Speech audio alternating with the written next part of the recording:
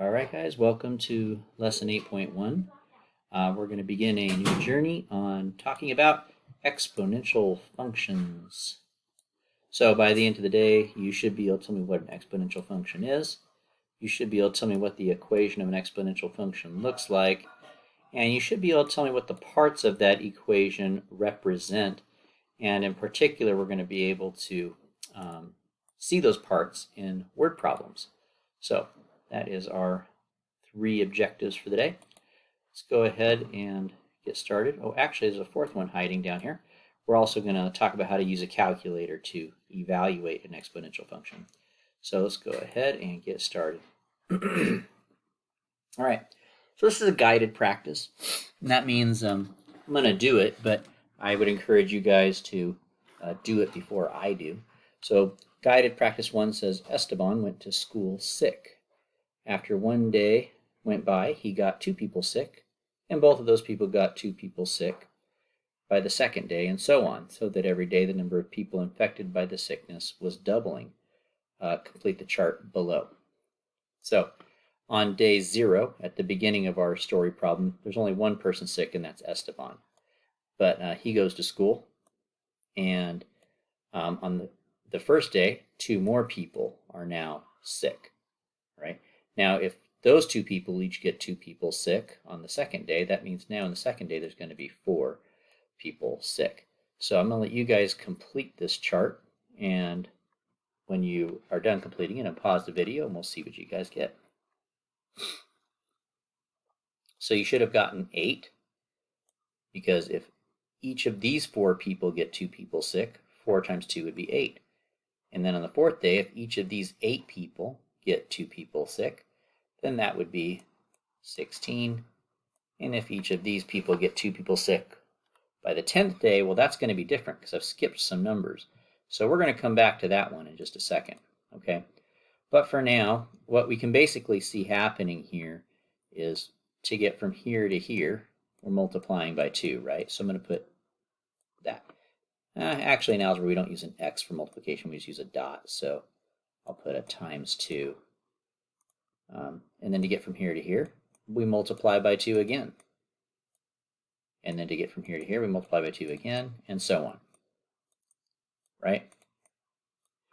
Now, there's a faster way to do this.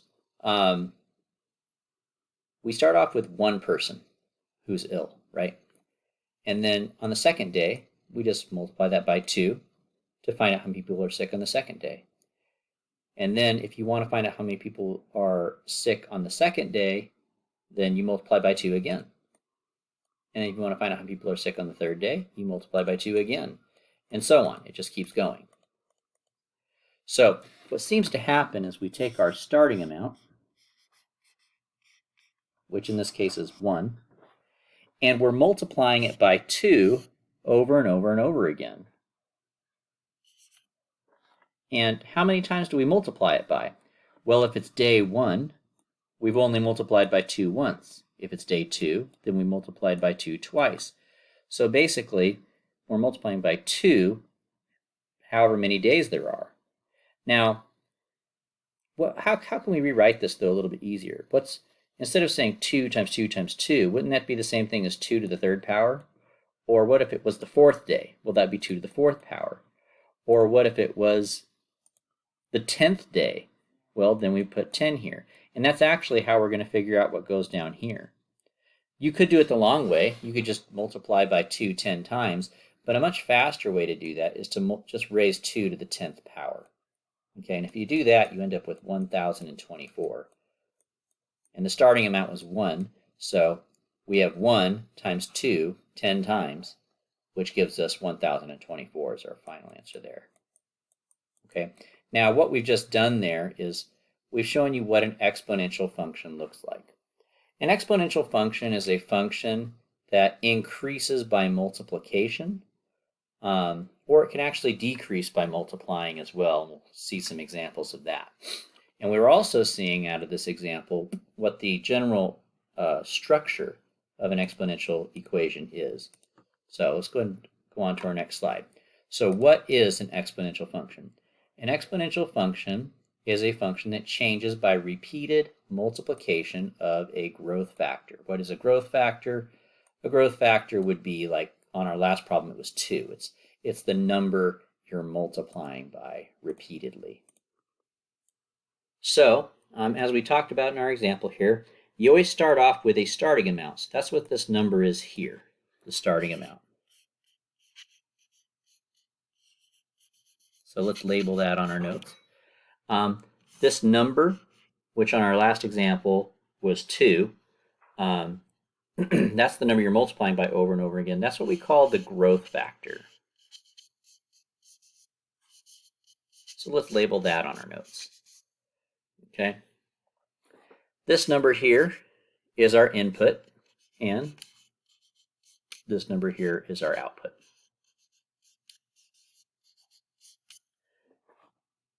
So make sure you label those on your notes. Now, a good way to identify an exponential function when you're looking at it is the following way.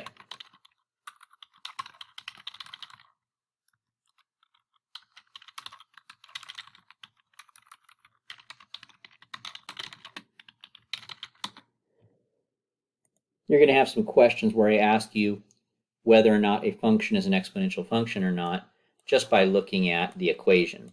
And the way you can tell is by identifying whether or not the input variable, which is x in this case, is actually part of the exponent.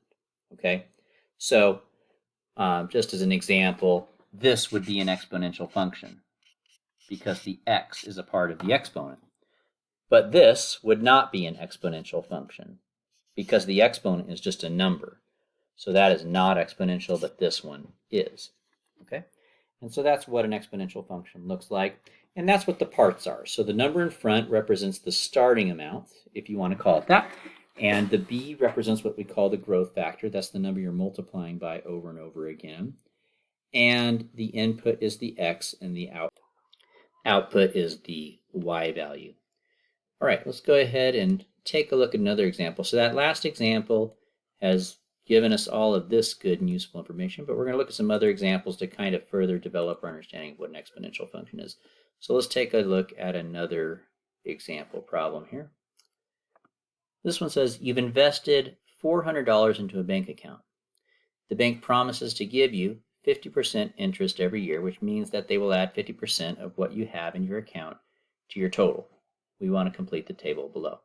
So basically what this is saying is I've put $400 into a bank, and after 1 year has gone by, my money will increase by 50%. So how do I calculate that? Well, what I'm going to do is I'm going to take my $400 and I want to find out what's 50% of it. Well, how do you find 50% of 400? Well, some of you guys know that 50% just means half, right? But and I don't mind if you do that on this example, but I do want you guys to know how to find percentages, because it won't always be like a simple percentage like 50. It could be something weird like 20.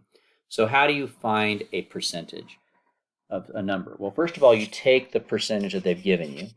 You divide it by 100, which makes it become that instead, 0.50.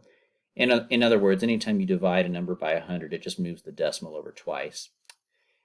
And then you're going to multiply your number by that amount. So to find 50% of 400, we divide 50 by 100 and multiply 400 by that value of 0.50. Now that's the amount they're adding to the original amount. So the original amount was 400. So I have 50% of 400 added to 400. 50% of 400 is 200, and 200 plus 400 is 600. So after 1 year goes by, they add 50%, which means now I have 600. Well, now let's go ahead and find out what happens in the next year. The next year, they're going to take 50% of 600 and add that on. So why don't you guys pause the video here and see if you guys can calculate what it will be in year 2. When you unpause the video, I'll have my work shown for you. All right, so there you guys have it. We got $900. 50% of 600 is 300, and that's how much they're going to add to my original amount, which means now in the second year there, I'm up to $900. Now, just in case you didn't get that, why don't you go ahead and try it again here for the third one. So go ahead and pause the video here and see if you can calculate what happens in the third year. All right, and so there's that. Now, I want to show you guys. There's actually another way to do this, which is a lot faster. But that's basically what the money would do. It's just going to go up that much every time. Now, once again, this is an exponential function, and as I told you guys before, exponential functions are functions that change by a repeated multiplication of something. Now, so far we haven't really done it that way. We've multiplied something here, but then we've added something also. That's kind of weird, but basically there is a way to get from here to here really quick just by multiplying by a number, and I'll show you what it is. If we just back up a little bit, I want to show you guys something a little interesting here. Well, I'll use the last example that we did. So we take 50% of 900 and add 900 to it, right? Well, now let's think of this as a quantity. What do these two terms have in common? Well, they both have a 900 in common. So I'm going to factor 900 out of there. So if I take 900 out of this piece, I'll be left with 0.5. And you can say 0.50. And if I take 900 out of this, remember we're dividing it out. So 900 divided by 900 would be 1. And so what I really have here is 900 being multiplied by 0.5 plus 1. In other words, 1.5. So what I'm doing then basically to get from 900 to 1350 is I'm multiplying 900 by 1.5. That's the number I'm multiplying by repeatedly. And so the same thing would work here. So for instance, 400 to 600, you can get there by multiplying by 1.5. Or from 600 to 900, you can get there by multiplying by 1.5. Okay? And so now we can use that shortcut to find the other values. So get your calculators out, and let's just do 1350 times 1.5 real quick, and let's see what we get. So 1350 times 1.5. That's 2025. Now that's the same thing I would get as if I took 50% of 1350 and added it to 1350, but I just did a shortcut and just did 1.5 times 1350. Okay, so 2025. Let's go ahead and put that in our table. And the next.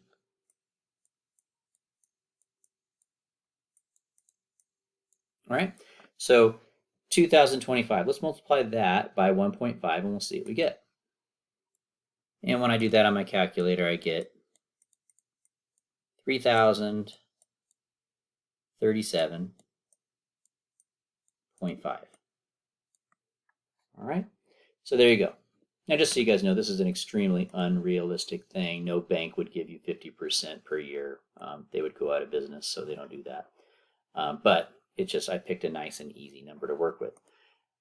So this number right here, this 0.5, this 50%, that becomes 0.5, and basically we just put a 1 in front of it, and that gives us our growth factor. That's what I'm multiplying by over and over again.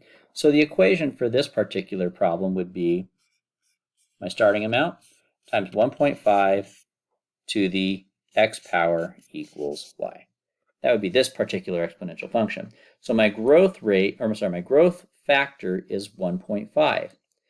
But this percentage has a name also, and it's called your growth rate. So there's two words that are pretty similar here, but they are slightly different.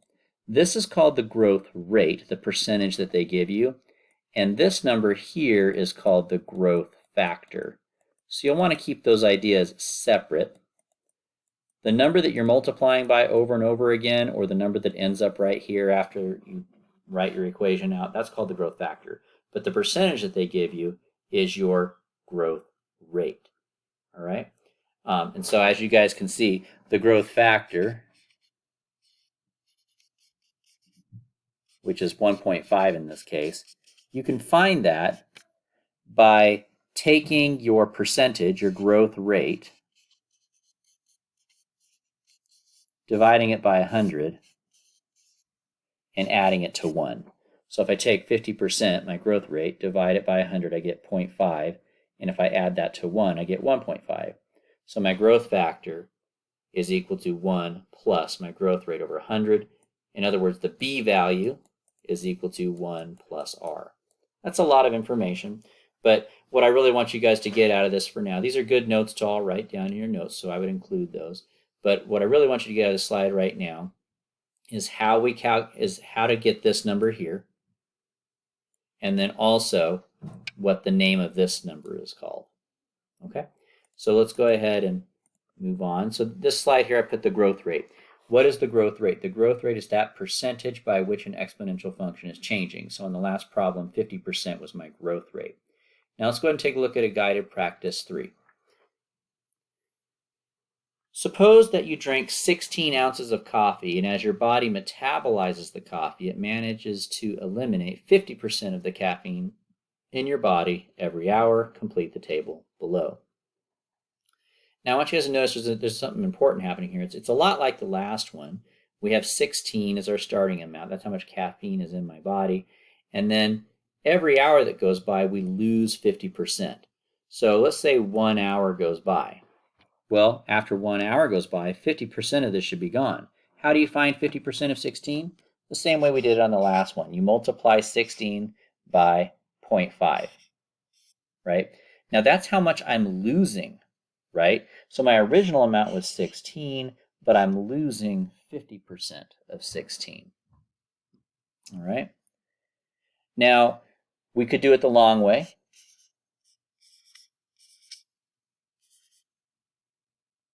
If I lose 50% of 16, then I'm losing 8, which means 16 minus 8 is 8.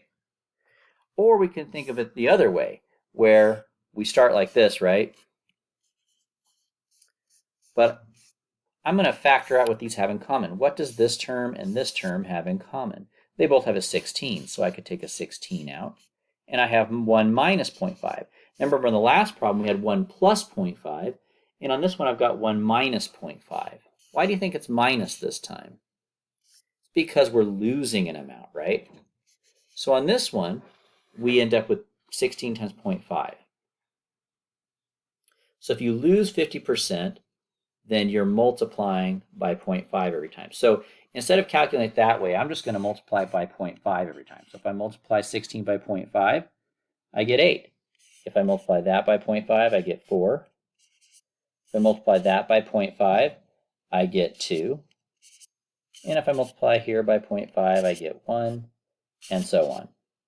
So in this case, my starting amount was 16. And I'm taking my growth rate, dividing it by 100, which gives me 0.5. And that's how much I'm subtracting from 1 to get my growth factor. The number I'm multiplying by, in other words, is 0.5 over and over and over again. Now, once again, this math up here might be a little bit overwhelming to you. I did buzz through it quickly. We'll break it apart in a little bit more detail in a moment. But for now, what I want you guys to know is that this number is your growth rate. I want you guys to notice that we're subtracting this time because it's eliminating, and the growth factor is 0.5. All right? So that's what our equation would be for that one. Let's go ahead and take a look at this page now. This page is pretty important. This is going to be very helpful for the rest of our work we're doing today. So as we've already talked about, this is the same formula I gave you a little bit earlier that looked like this. It's just that instead of putting a B there, I'm putting what B is. B is 1 plus or minus the growth rate. Okay, so A represents our starting amount once again, right? This whole thing here is B. B is equal to 1 plus or minus R. R, might want to draw a little arrow to that. That R there is our growth rate.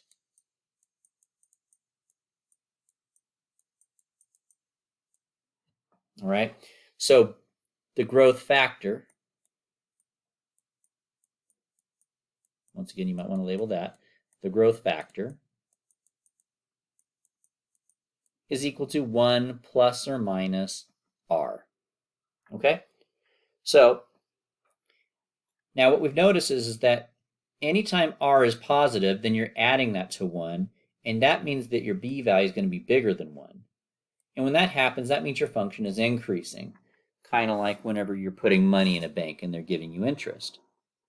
But if your r value, if your growth rate is negative, then when you subtract it from 1, since it's negative, your b value is going to end up being less than 1, and your function, therefore, will be decreasing, kind of like when the coffee is being metabolized by your body and therefore going away. All right, so we're going to put all this stuff together now to actually look at some problems that are going to be like what you're doing in your classwork. So let's go ahead and begin here with example 1. I'm going to give you two types of problems. On some problems, I'm going to give you a word problem and ask you to identify what the values are and to create an equation. On other problems, I'll just give you an equation and ask you to identify what each piece represents. So, but now the problems we were doing earlier involved tables. Not going to ask you too many questions that involve tables. Mostly going to focus on these word problem type things. The purpose of the tables was really just to kind of help you start to get an idea of what exponential functions are. But now that we know that, we're going to start looking at it in the context of some word problems. So let's go ahead and do example 1 here. The concentration of C14 atoms in a 200 milligrams of an organic specimen decays at a rate of 11.4% every 1,000 years. We want to write a function for the concentration of C14 atoms in a 200 milligram sample after t,000 years. So let's talk about what this problem is about first, and then we'll kind of get into the problem. So you guys might wonder how sometimes they know how old things are. Like, they talk about how they'll dig things up like pottery or animal bones, and they'll say, we estimate this to be so many years old. How do they do that? Well, one way that they do that is they look at the number of C14 atoms inside of that specimen. And basically what happens is over time, these atoms decay away. They go away. So basically they can look at, well, how many of these C14 atoms are left? Then they make an assumption about how many were there in the beginning, and they think, well, if this much of it's gone away, it must be this old. So that's how they do it. Now, back to our problem here. They say that originally the amount of C14 was 200 milligrams. It's decaying. Now, that's an important word. That means it's going away at a rate of 11.4% every 1,000 years. Okay? So what's the starting amount? Well, the starting amount is 200 milligrams. That's how many C14 atoms are present in the specimen to begin with. What's the growth rate? Now we got to be careful here. First of all, notice it's decaying. So since it's decreasing, it's decaying, it's going to be negative. You might want to make a note of that. Let me write that in there. Since it's decaying, R is negative. Might just want to add that little note in your notes so you know why you chose to put a negative there when you look back on it later. I'm going to make it a little bit smaller. All right. So we know it's going to be negative. And remember, we want to take my 11.4, and I don't want to leave it as a percentage. I want to change it to a decimal. So we're going to divide it by 100. So negative 11.4 over 100. And when you do that, you end up with negative 0.114. So this is my growth rate. All right. You may notice I made a change here, but you don't have to worry about that. Let's move on to number 3. What is the growth factor? Well, the growth factor, B, is equal to 1 plus or minus R. Okay, now that means b, in this case, is going to be equal to 1 minus 0.114. Why is it minus instead of plus? Because we have a negative r here. So 1 minus 0.114, let's calculate what that would be. Once again, you're going to want to use those calculators today. That would give us 0.886. Okay, so that's my growth factor. So my growth rate was negative 0.114. After you subtract that from 1, that gives you your growth factor, which is 0.886. Now we're ready to write a function to model the scenario. To do that, you take your starting amount and you multiply that by the growth factor, and then you put your x here and your y here. And that's pretty much it. Now, just to be specific here, on this particular problem, they want us to use the letter t instead of x, so I'm going to change my x to a t. It's not a huge deal, but I'm going to go ahead and do that, where t represents the years. So we start off with 200 milligrams, and basically we're multiplying by 0.886. That's how much would remain after every 1,000 years goes by. And the outcome will be the amount that's left. All right, so there's my function. So what's my starting amount? We find that first. Then we identify our growth rate. You could tell that right here. Just make sure you know whether it's positive or negative. To find your growth factor, you do 1 plus or minus your growth rate, depending on whether it's increasing or decreasing. And then from there, you can write your function by putting the starting amount and the growth factor with your input here and your output here. So we're ready to do number 5. Number 5 is kind of a cool thing. It says, use your function now to determine how much will be left after 5,000 years. So we're going to put 200 here, 0.886 here, and t represents 1,000 years. So for 5,000 years, we're just going to put a 5 there. And that's how much would remain. So from here, I'm going to use my calculator to do this. 200 times 0.886 to the 5th power. So let's take a look at our calculator and type that in. So this is another reason why you guys have your calculators out and ready for today, because you need to know how to type this into your calculator. How do we type into our calculators 200 times 0.886 to the 5th power? Well, there are different types of calculators. So you might have a calculator like mine. So here's how you can tell. Can you type in this exact expression before pushing equals? So watch how I do this. So I have 200 parentheses 0.886 parentheses, and then to the power of 5, my power button. Some calculators it looks like this. Other calculators it looks like that. So just find that button. Either one of those are your power buttons. But we're going to do 200 times 0.886 to the power of 5.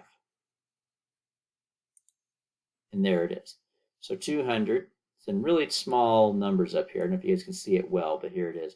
200 times 0.886 to the power of 5. And here's my answer. Now in this class, I'm going to recommend that you guys round to at least, let's go to the 3rd number after the decimal. So if I round here, my answer is going to end up being 109.194, and that's milligrams because we're talking about how much C14 was left. Okay, so there's our answer to the last question. All right. Now, some calculators, you might not be able to type it all in at once like that. You can tell if you have that kind of calculator because when you type it in, it actually shows the whole expression on there.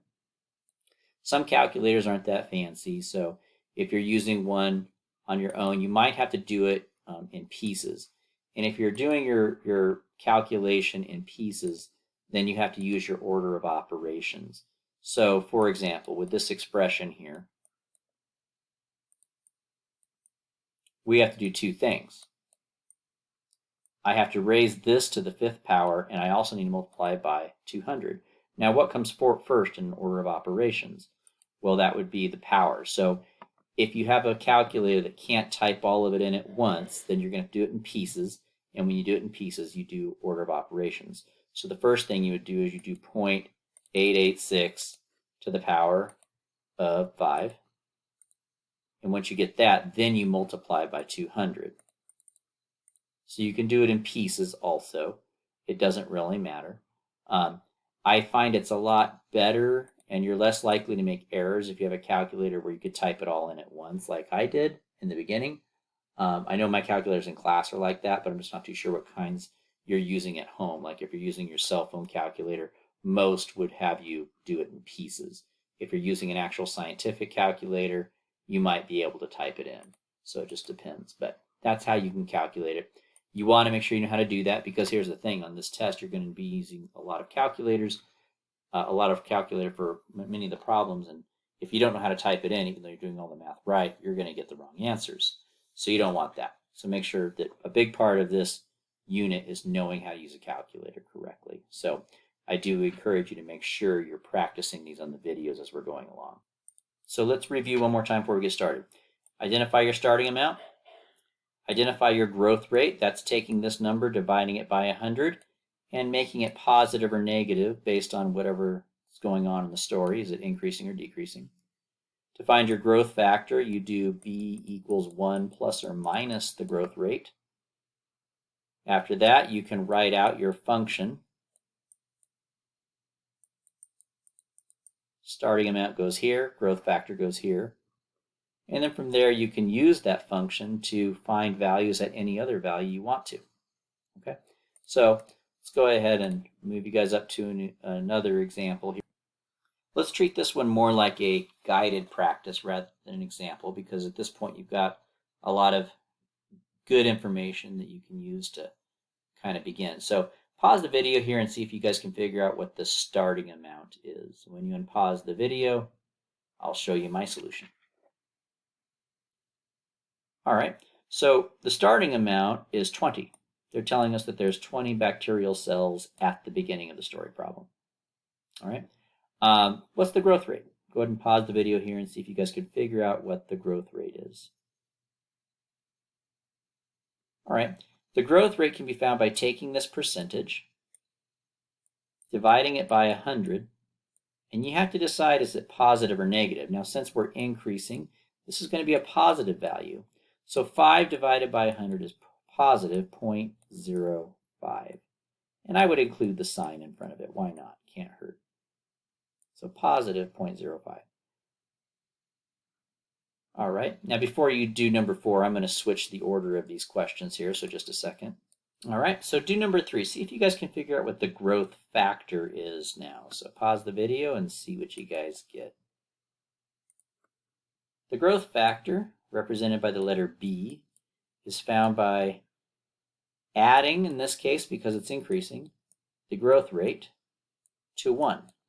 And so it's 1.05. All right, so that's my growth factor. Go ahead and pause the video here and do number 4. When you unpause it, I'll show you my solution. To write the exponential function, we do our starting amount multiplied by our growth factor to a power of x equals y, right?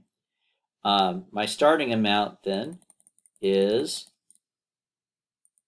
20 bacterial cells multiplied by my growth factor, which is 1.05, to the x power equals y.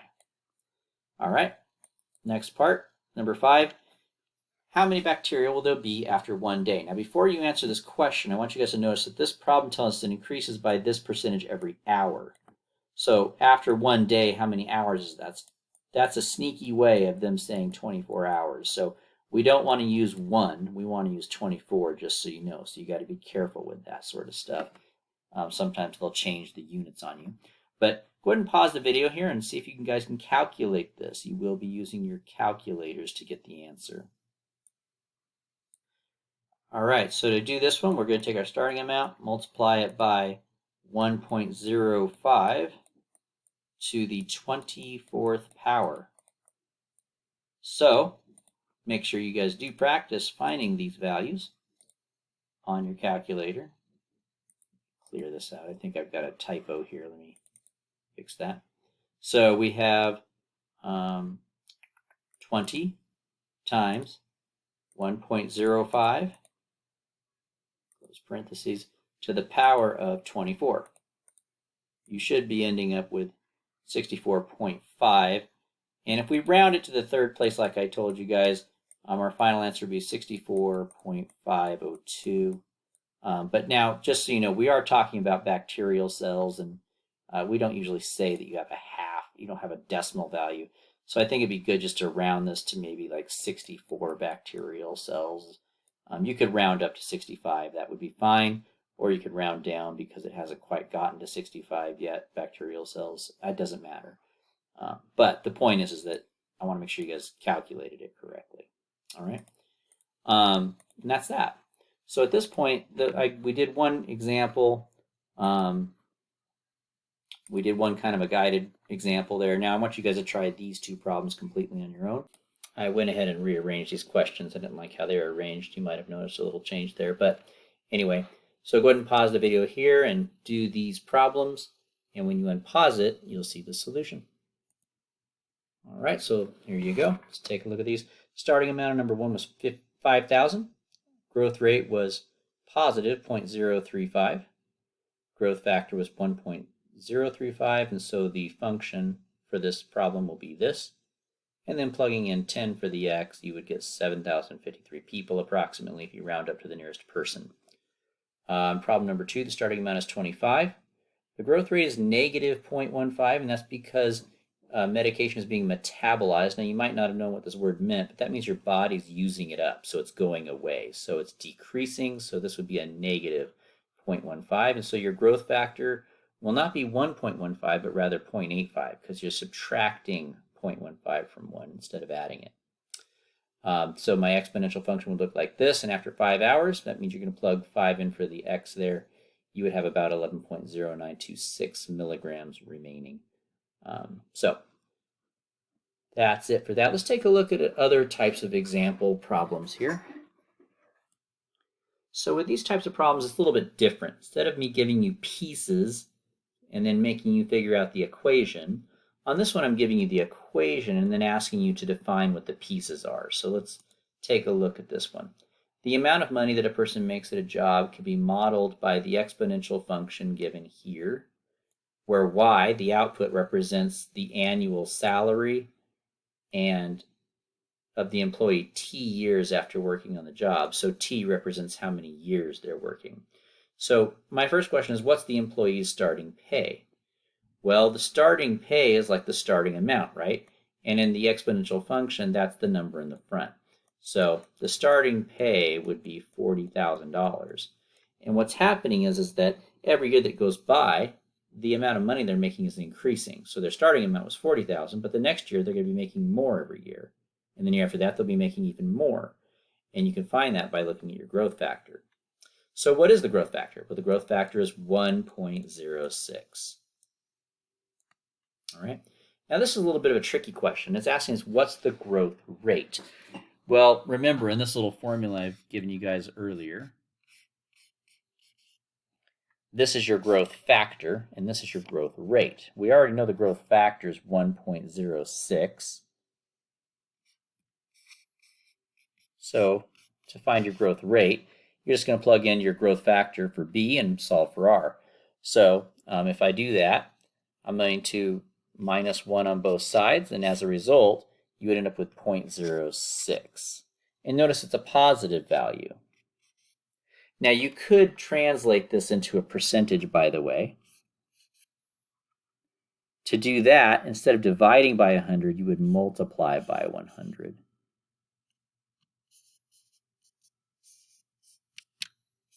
So you could write it as a percentage like that. Right? Now, the question here is the employee's pay increasing or decreasing? How can you tell? Well, we kind of can guess that it's increasing, but how do you know specifically from the equation? Well, since B is greater than 1, my growth factor is bigger than 1, that means it must be increasing.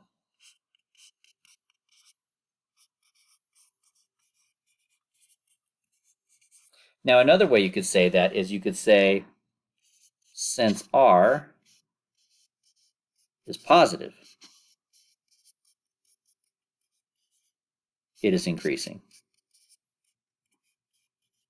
Either way is fine. So anytime your growth factor is bigger than 1, it's increasing. Your growth factor will be bigger than 1 anytime r is positive. So if r is positive, that's another way that it's increasing. You don't have to write down both of these on a homework answer, but I would include both in your notes. Both of these are acceptable answers. So I would include both of these in your notes for today, but you don't have to write both like when it comes to a test or homework or something like that. But just make sure both of those are possible ways of saying it. So if the growth factor is bigger than 1, that means it's increasing. Or if r is positive, that means it's increasing. Let's take a look at another example. We'll treat this one more like a guided practice. So go ahead and pause the video here and see if you guys can answer number 1. When you pause the video, you'll see my answer to that. All right, so the starting amount here would be 100. The number that's in the front of the number that has a power on it. What's the growth factor? Well, that's the number that is being raised to the x power, so that would be 0.98. Oh, I just gave you that one. I should have made you figure that one out. But here's what I will do. I'm going to ask you guys to pause the video here and take a minute and see if you guys can figure out what the growth rate is. When you unpause it, I'll show you how I get it. So remember, the growth rate is equal to 1 plus r. Now my growth rate is 0.98. And we're going to minus the 1 on both sides. And I get negative 0.02.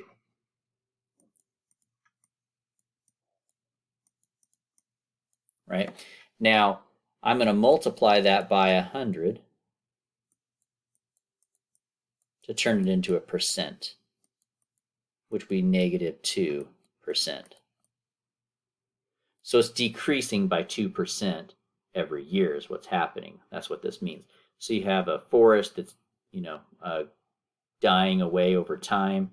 It's basically losing or decaying by 2% every year is what this means. All right. Now, some of you guys might be wondering here, Mr. Bailey, if it's decaying, why do you have a plus here instead of a minus? Well, you can have a minus there, and I'll show you. It doesn't really matter. The only difference is that if you do that, you'll have to mentally do something.